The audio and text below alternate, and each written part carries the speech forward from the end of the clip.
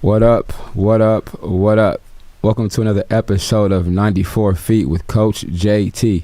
Do me a favor, you guys, leave a like in the comment section. Just let me know what you think as I continue to grow and develop this podcast and keep having some dope guests on the show. Man, I'm coming at you 2 days from the last show, but we had to get this guest in today. Had to get the homie in while he's back home. This is his home. Get him back in town while he's here, but also just show some love too, man. Like I said, man, I had to catch this gentleman here. So real quick, man, let me get this little brief but subtle intro, and we're gonna rock this thing out.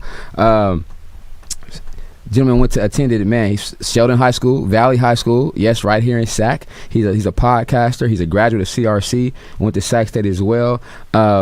But also, you guys, he's a avid sports junkie. I had to give him props for his team getting the win on Sunday, because I know my 49ers got a win. He's a Raiders fan. He made the trip to Vegas to watch his team get a win, so I got to show him some props. But also, you can find him with the Easy Money Sniper in the boardroom as the lead podcast host, man, the guest, man, Eddie Gonzalez. Eddie, what's good, man? Same old, man. Thanks for having me. I'm happy we could do this. I know when we first kind of got introduced to each other, we talked about doing it, and I made the trip back, so happy we could do it. Definitely, man. Jay, if you could turn me up a little bit in the headphones, we could hear ourselves. I'd love to do that, bro. Appreciate it. So, Eddie, though, again, take your time out your schedule, away from the family. I know I appreciate your little home trip, man. I know I got to squeeze me in, though, but I do appreciate you coming in, bro. But as you know, in the hoop world, 94 feet, full court, the full court, length of the court. We're going to jump right into this thing, but I also want to know, for those who may not know you or know of you, or they may not know you now, though, this is the time we kind of, we as you know, in the podcast world, you get to know your guests. So this is for me to get to ask you more questions, but for everybody else who's watching, just to tap in with you, just give me a little bit of background, man, about where you're from and growing up. I mean, you said it, I'm from Sacramento. I actually grew up in Oak Park. Okay. So Marion Anderson, that far back, and then, moved to Valley High, went to Jackman, went to Raleigh. And just been all over the city, really all over the South area. Media for me was like, I didn't even think about doing it until I was at CRC and start writing articles and doing essays and stuff, and people pushing me that way. And I got into media mostly talking about music, but always been, like you said, passionate for sports. So that kind of happened the way it did. And then, fast forward a few years back, met KD, got cool with him, and me and him was just constantly brainstorming, like, how can we work, what can we do? And podcast just the beginning of it, but it's probably the most visible thing I've done ever. Right. I don't know if it's even the biggest or whatever, but it's definitely been massive for my career and what I'm trying to do. So that's what's up. And so even this starting out this journey, man, like I said, right now the people are just seeing what's visible, but starting out in the I said, you said about music and stuff like that, what was the goals, the aspirations of the music? What were those to be like? What were you rapper, producer? What was so I mean, we made music, but I meant like when I started doing media, I was writing about music. I was covering hip hop. I was going to shows and interviewing artists. But like, man, when I first started doing this, I was at CRC like, I'm gonna be a pharmacy tech. Like I was doing pharmacy tech class, and I just told you before we started, when I got to Sac State, I was looking at the teaching credential program. Right. And education. it's like you can do it in 2 semesters and just be there like 9 to 9 p.m. Or you could do 3 semesters and be there to like 9 to 7. But I was gonna do it. I was like, I'm gonna do that. I'm gonna write on the side. Bet. But like I said, writing kind of just came to me, and we went from there. And like my goal when I first started doing it is like, just pay the rent. Right. And it was like, if I get to pay the rent off writing about Jay-Z songs, like that's the dream. And it took off from there though. I'm shocked by how far it's went, but now I'm like, all right, how far can we take it past this? Yeah. So starting out early, man, in that music, what were some of you said Jay-Z's, of course we know, but some people who you really, one, love to write about, or two, love to follow and just follow their journey and document that? Yeah, I mean, when I was working at the smoking section, I tried to bring as many like Bay Area acts out to Sacramento acts. Yeah. So I grew up, I used to live 2 houses down from Tim Mozzie. Okay. And so it was like, try to cover him as much as I could. Just doing like listicles about Mac Dre because people didn't know about him. Yeah, but put us on game. Even beyond that, like, Jay-Z obviously Kevin Gates was somebody I interviewed real early on, stuff like that. So I'm really in the Gates right now. The last couple years, though, he's just he's different. His approach is different. So I think I like that, how he can adjust and change up. But also I think he gives you just kind of his truths right now, and he's in that phase where he just gives you the honest truth, like how you feel, how you roll. So you getting just him. So I'm definitely feeling kind of up on him a little bit, man. More so. Man. I love Gates because he's so unique. Right, I feel like there's more like copycats now, but when he first was really getting going, like Luca Brasi, it was nothing sounded like that. There you go. You know what I mean? Definitely different, man. Having some ties to the South, to Baton Rouge, wherever, Louisiana. Yeah. Myself, Mississippi, actually, though, my folks from there, my mom is. So during that stage of college from 2002 to 06 till I left, even though I did it before, but that whole movement with T.I. stuff, I was on all them do Jeezy, big. I came back home and bumped the Jeezy. They say, what is this? I said, just watch. They started, it was like, man, you crazy. That slapping, all that was coming out. It was like, okay.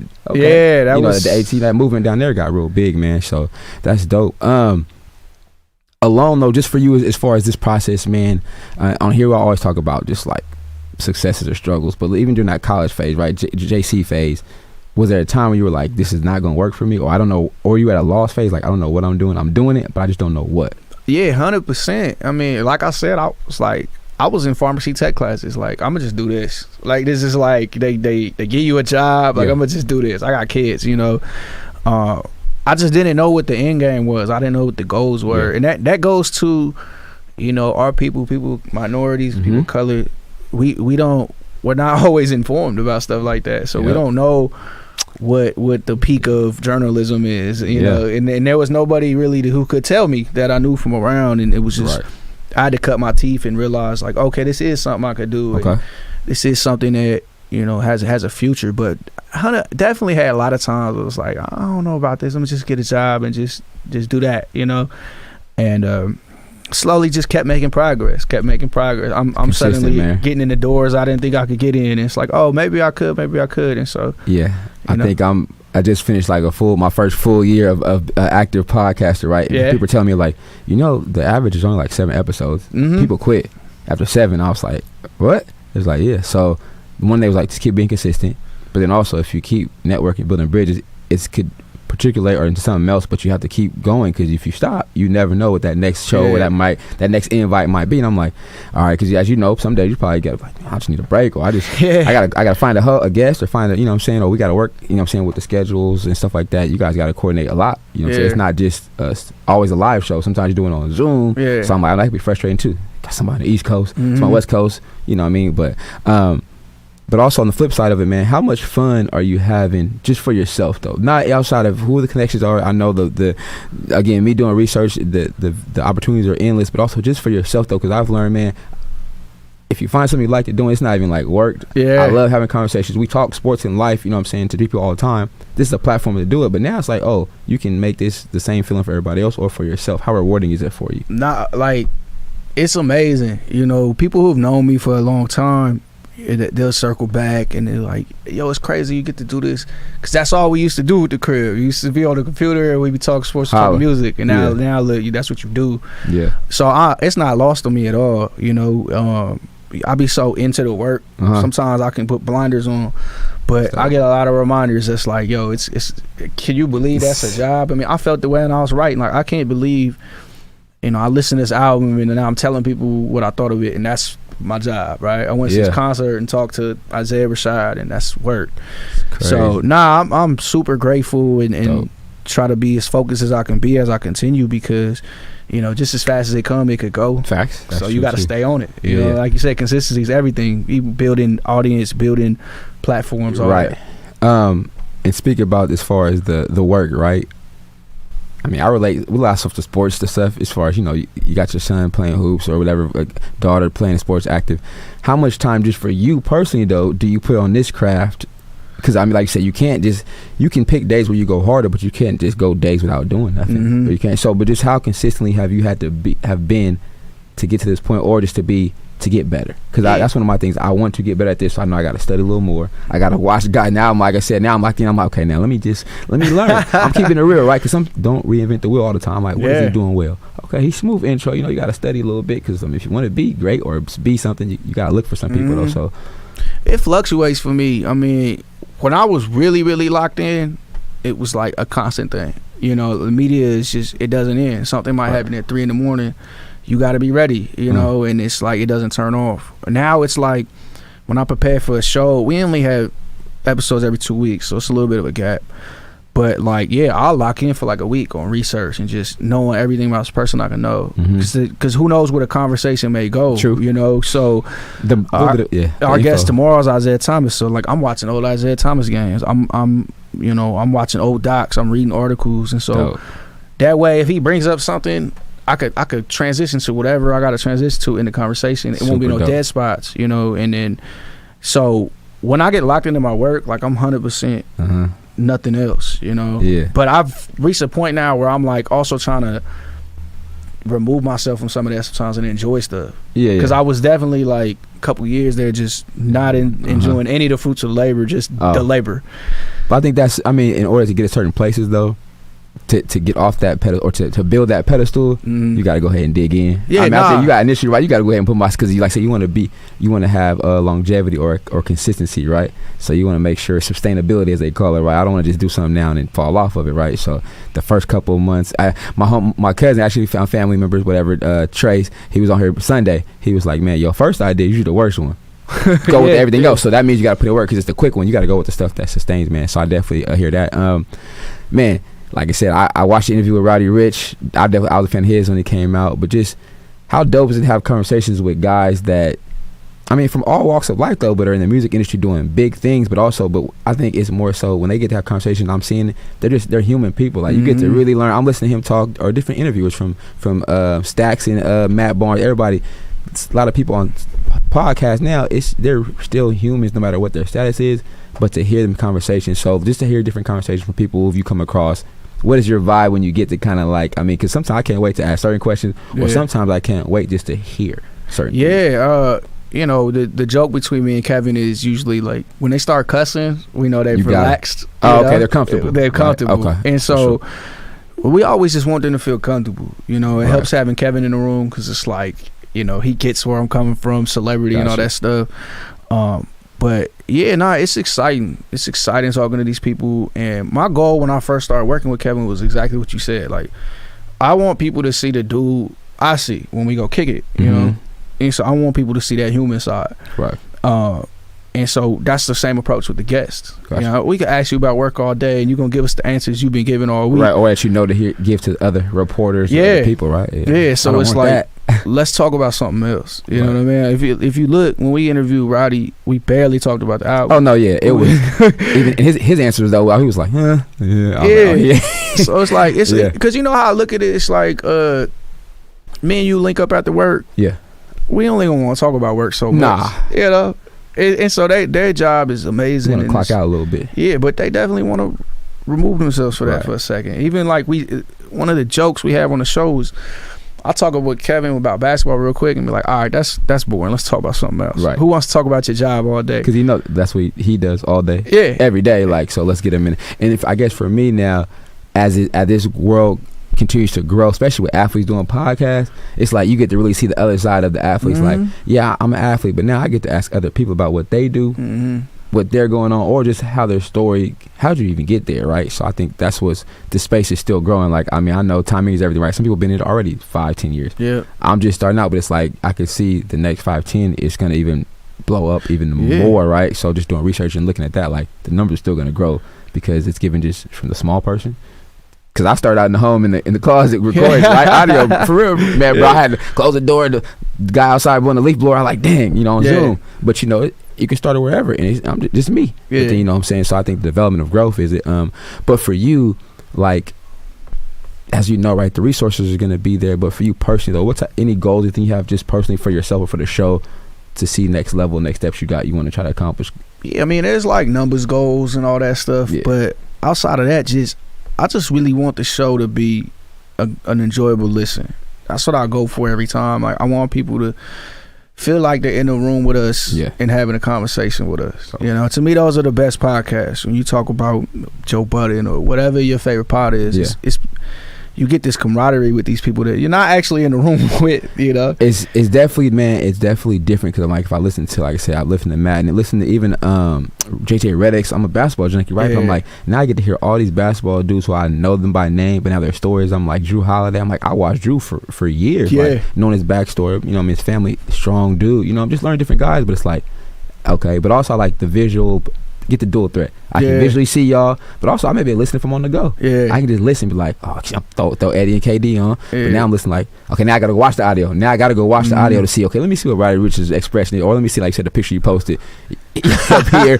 He right here. I'm like, he like my size. But I think that's super dope, man. That space is dope. Just for you as a person from Sacramento, you ever fathom this was gonna happen to you? Nah, bro. I mean, going back to what we were saying, like, when you hear, you don't really know all the possibilities. And that's one of my goals as people see me more. It's like, even for as close as like my little brothers and my son, my daughters, it's like, you know on ATL when T.I. told his brother, he's like, you ain't gotta be a dope boy to have money, right? Like basically show him that, like when I was younger, the person with the most money we could see in the neighborhood, you knew exactly who they were. For sure. And it's like, well, that's what I'm gonna be. Like when you 10, you're like, I'm gonna do that. That was something tangible too, though. Yeah, we all saw the TV. Okay, yeah, we had the hoop dreams, but I lived next to or you saw the dope boy down the street, or you saw somebody else who was doing something extracurricular to get money. Like, I want to feed my family. It's like, yo, he got a 5.0. I need. He got a whip, right? Not he got the he got the drop 50, right? Yeah, he got the drop 50. Exactly. Everybody don't have those. And I'm like, I need that. And then you find out what he does, and it's like, then you gotta do that. But like, I wanted to show. I mean, I talk to my brothers, talk to my son about it all the time. Like, you know, you could do all this cool stuff that you have in your head, and do that like off a regular job, right? And I don't think our people always see that. So I was always for sure trying to show that. I think now though, man, you can have a regular job. It's about your side hustle too. Yeah. What you do with the money to help you get it. Still be legally, but now you can set up, and I think they have advantage of now. There's more entrepreneurs of the teenage era than we ever gonna see, right? These kids is out here starting their own hustles, and yes, I know social media has its ups and downs, as we know, right? But if you use it for the right purposes, it can benefit you, and you could employ yourself or get type. It's crazy how they can push a button or do a video or do a dance and potentially, but I hate to see them chase it, because everybody finna get that click, you know what I mean? That's the thing. Chasing it is the right word, because a lot of this stuff got to be organic, you know what I mean? Like, they got this joke amongst our generation. We was doing MySpace, we was coding whole pages and stuff. That's a 6-figure job. We didn't know, but we was resourceful enough to do it. Send a message in a minute. Right, you know what I mean? Yo, we making our page, do all kind of crazy stuff, and it's people go to school and learn that language to do that. We didn't know, and it's the same thing. Like, we naturally have like hustle, we didn't all sold CDs at high school and do all that stuff. You can't teach. So that do-it-yourself mentality, I feel like this generation is really taking that and running with it, because they got resources, right? Though, because you see, I mean, people selling candy. They've been selling candy at schools. They ain't nothing new, but now these kids can sell candy at school in a certain way. But also, I got a shop over here. We sell this at a shop. We got this business. We got a clothing line. We got T-shirts.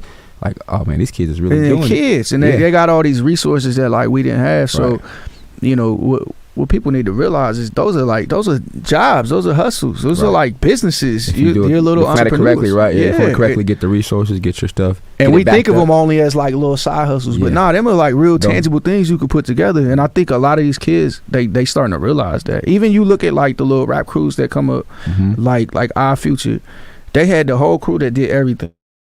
Man, they was making clothes, they was doing this, they was doing all that, they produced, they engineered.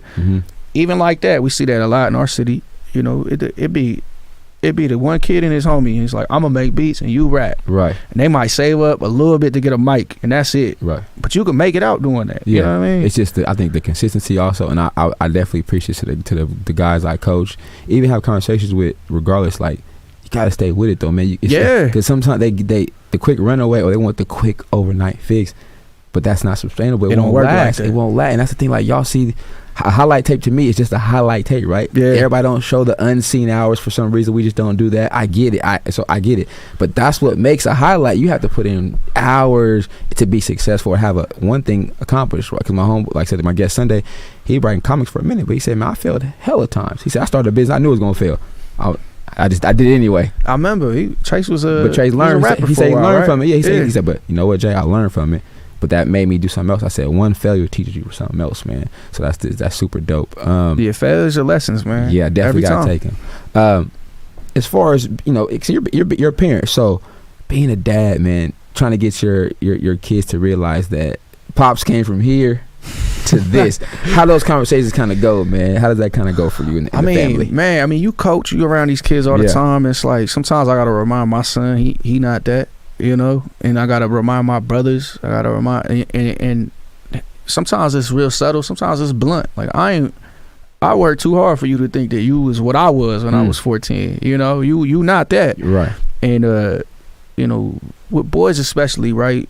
And this isn't every city, but this is our city, so we see it here. It's like you could definitely make the wrong left in this. Whether you think, don't say it's Sacrament, don't let it fool you. Yeah. You can make the wrong left in any city, and I'm not putting down Sac either, but we know, like, being from Sac, you can be in the wrong place, wrong time, and it's like you could go down the wrong path and just be a whole different kid. And so I mean, that's one of them lessons. It's a hard one to say, it's a hard one to get through to them, but you got to try. I always tell people, like, parenting is like, I have all the answers to the test, and I'm telling you I have all the answers to the test, but you think I'm lying, or don't have the answers. So you're like, nah, Pop. Right. It's different now. It's we've really been there, not right? different. So I know, but I don't know. I think we at least attained it a little more. It kind of, even though we might have, like, okay, yeah, I hear you, but they still stuck. Yeah. Today I'm like, does it even stick? Because they give us that code, like, all right, coach, I hear you. Yeah. I'm like, yo, I've been here. I'm telling y'all what I did. It didn't work. And they think you have it. They think it's all new. We sound like some real old heads, right? But bro, I think we got the best of both. We're not the old head. We're not the young cats, but we there. But I'm like, y'all, hey, we can still do this. Yeah, what I mean, I try to tell y'all we can still do this, man. But that's one thing. I'm like, okay, is it just me? Nah, it's a lot. I go a lot. Nah, I mean, I tried. When I was here, I tried getting in coaching, being involved as much as could be with kids as I could, and it's like, but those are the reasons why. I wanted them to see this, young boys who around, to know, like, it could really go bad, so you might want to be cool, right? You know what I mean? Because I done seen, we've all done that. Like, we had the kid we grew up in from third grade, and he turned into like a real driller. Yeah. And it's like, damn, like, I remember playing kickball, bro. Yeah. I mean, he really about it, but like, he really could have just been me too, right? It could have went just like that. And don't let it, because he think that they those wrong decisions, or some of them to this day are still, they were smart then. Yeah, I'm not judging them at all. You try to use a different direction, or went the wrong way, or it didn't turn out for the right way, even though they tried it. And I'm thankful that we probably made the other decision too. Yeah, like, you know what? Because it could have easily been us, man. Because I bet me and you both could sit back and go, shit, we could think of very specific situations. Like, yo, had I did this, I really would have been a whole different dude. Or like, man, had I got that car, had I went to that party. Stories, man. Like I said, I got Mervin's on Florin Road. I'll never forget. Mervin's was on Florin Road, man. Macro years ago. Oh, Florin, right there where Mac and Florin meet. Yeah. Had a young dude my senior year. Being dumb, everybody had new hoop shorts for my senior summer league. I was like, I need some shorts. Walked in there, tried to walk out with some hoop shorts. But the cold part, first time, my conscience was like, don't do it, put them back. Yeah. But then I went back and tried to grab them. Didn't work out. I was like, but for me, like you said, that was the best, because if I didn't get caught then, I probably would have kept doing it. Yeah. And then I went there, they took me to scare straight off Gerber Road, bro.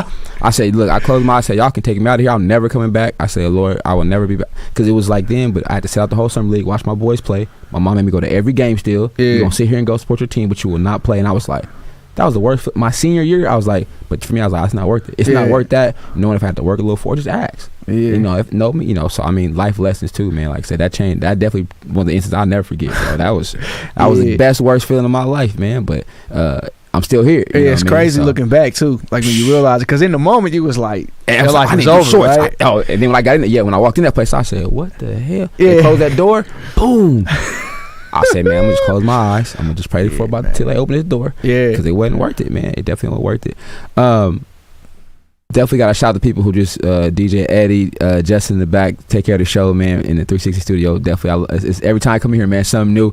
They always keeping it live, man. I got the Support Black College hoodie on today, man. Also, my boy Crescendo with the sweater. I had my last little large for you, man. I got my last little spring shirt for the spring. I know it's a little bright color, hot pink for you, but it's good. Hey, I'll make it I got some more. I know you will, man. But thanks for coming, bro. Support everybody. Just supporting the show. Like I said, man. Without you guys, just support verbally, messages, man. I really appreciate it. Like I said, man, it really definitely appreciate it. It keep me going. Like I said, he knows consistency is key. So when anybody show a little love, y'all subscribe, leave whatever in the comment. That helps me out. But that just keep me going, man.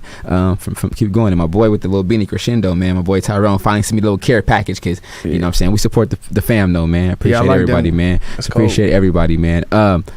Gotta ask though, man. Just the opportunity to co-host with a future Hall of Famer, to somebody who right now is currently doing this thing in the NBA, but also just to be in a space and have conversations with somebody like that regularly. How did that come about, man? Yeah, we met on Twitter, which is like the most 2021 thing ever, right? 2022, whatever. Just talking hoop, right? That's and you know how it is, like you meet somebody, you had this common ground, and then you see some more common ground. So now we talking like movies, talking music, we talking this and that, and it was like, you know, I rock with this dude. He's actually kind of cool, you know. And as you're knowing him as a person somewhere. After you get past that first one, you're like, now we talking. Yeah, and so then we kick it a few times, and I bring my girl, and then we going to like parties, and it's like, oh, he's cool. I really rock with this dude, and so it just became, you know, we just genuinely became friends like that, and it's like almost lost sight of like, yo, this is KD. Oh no, yeah, you know what I mean. And I had to have his manager Rich Kleiman remind me. It was starting our podcast. He was like, I know that's your boy, and y'all kick it, y'all talk all day, and y'all do this. But you gotta remember that's KD.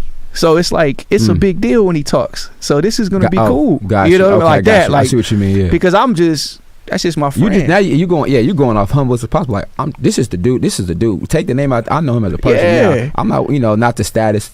I'm having friends with the homie now. This is the guy I rock with. And so I had lost sight of like, you know, this is a big deal. And they had to remind me like the fact that he's doing a podcast. Yeah, it's a big deal. Yeah, because it's moving mountains. It's killing the airways right now. We're trying, man. We're trying. I mean, we got work to do, but we're enjoying where we at. And that's I think that's one major. You enjoy it, but also y'all. And if you got somebody who you really, especially you're doing not just by yourself, right? You're you guys are together. So it's like if y'all really, like you said, if you're a team, whatever. If you're the 4, the 3, man, you're the 1. Yeah. Y'all rock together. It makes it smooth. You know what I'm saying? It's better that way also. But I think that's really dope, man. Because off a conversation though, because even through these, I'm doing my research and trying to get better myself. They're saying if you don't come out of a podcast interview a little bit tired or fatigued from listening to somebody, if show probably wasn't that good. I was like, what? Yeah. But I've had a couple shows really. I was like, I'm dog tired. Yeah. Because I'm listening or I'm just excited. Like, okay, what they gonna say next? I'm tuned in, so I'm like, there's like.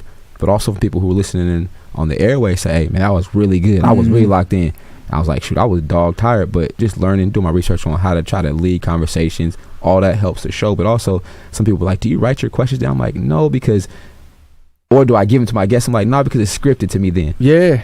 Especially when you do live shows, I'm knowing like I want to see your face, especially when I get you something that may go, dang. Yeah. Because it's real action, man. So, How long, or what do you say your groove is right now? You think you're in your full groove with this thing yet, or are you still going getting better, adding to the bag? I feel like you always get better, right? Yeah. I definitely feel like I'm in a good place. Talking to people is a talent. It's a hard talent to hone in on, like in an entertaining way. We all talk, but can you make it entertaining? And then doing it on camera adds another element. It's like I got to hold court a certain way. Facts. And then I have a weird setup where I have essentially 2 guests. Yeah. And one that we have familiarity with, and I have to make sure they mingle. So they both come. Yeah. It's a learning thing, but I feel like definitely in a good spot. And like I said earlier, when they start cussing and get comfortable, I know we really got them. But we've had shows like when we did J. Cole. Mind you, he's in Africa, so he's like X amount of hours ahead. It's 1 in the morning. And we could have talked for 3 more hours. You know what I mean? Like I had to shut him down because I know he got practice. He got hoop practice in the morning. He got all this stuff. But you could really feel when the convo's flowing and it's like it's more natural and all Cole that. Is so dope to me, man. Just his vibe, bro. I don't know. It's just different, man. He's just energetic. It's feeling, but also to know him as a person for you. So let me ask you this though. So you're getting every show episode is somebody of some type of status, right? Anybody ever catch you with some like, I didn't know that? Yeah, like, I mean, like just whoa, like caught you off guard. I mean, ideally that happens every time, because I'll research to the point where some of the guests be like, damn, you dug deep, homework? But now definitely, my goal is always to hand them the mic and hope they take it and run with it and do what they gotta do. So it's been a couple times people shocked me, and I mean, even the episode that's coming out tomorrow with Isaiah, like he said some stuff about KD and Michael Jordan that was like kind of blew my mind, just comparing them, and you know, he really big up to KD and Isaiah. You know, that's the thing I love about him is he's been so complimentary of this generation of players, and we watch other guys get on there and they just dunk on them all day. Yeah, it goes, but they do both ways, man. I'm even, you know what, and I had to get myself out of that atmosphere realm years ago because it's different. Yeah, the game is different, life is different, the approach is different. Now, one thing I want to maintain is the competitiveness. Yeah, that's just me and me. You know what I mean? I don't care if I do my homie, but we go on the court. Yeah, I gotta give you. You know what I'm saying? I gotta go at you like that. Yeah, I hate when you get in them games and you with the homies and it get too jokey and it's like, yo, I'm about to go. I'm trying to win, bro. Yeah, y'all not even trying hard no more. And what I come for? There you go. That's the thing. I like that, but I definitely respect Zeke for that, man. But also, he's a great player at the end of the day. Yeah. The game speaks for itself, man. So, and while you said that, where can everybody find the interview at when it comes out, and where can they follow you at? You know, all the socials, man. Where they should find you, man. Shout them out there real quick. Yeah, man. so I mean, all the podcast platforms, Apple, Spotify, Stitcher, all that good stuff. You can find it there. We're on YouTube a week later. So if you want to see the video, you can pop up on a week later. Got it. And then for me, I mean, I'm on Twitter at Bansky, BANSKY. But more importantly, like all our work is on the boardroom. Boardroom and our website and just all our platforms, YouTube, socials. I'm just really proud of the work we're doing there. Yeah. We building out a whole, media company from scratch. Again, me doing homework like you do, right? I'm like, there's so many entities in this thing. I'm like, where do I begin? I'm just trying to get information. I'm like, oh, they do this. Oh, this is something else. I'm like, oh, follow this page. I'm like, they're into everything, man. So it's a big, is it like, well, I'm saying it's a big team, but it's a lot of people at work. Yeah. In the end of the boardroom, it's a lot of work going on, man. Yeah. When I met with the team the first time, we were in a room no bigger than this, and the team was like 5 people. And it was like that's growth. And it was just a lot of resourcefulness, and just one of the things we talked about was can you do multiple jobs? Right. Can you be multifaceted? Because that's what we're looking for here. And I'm like, yeah, that's what I do. I do a little bit of everything. That's what's up.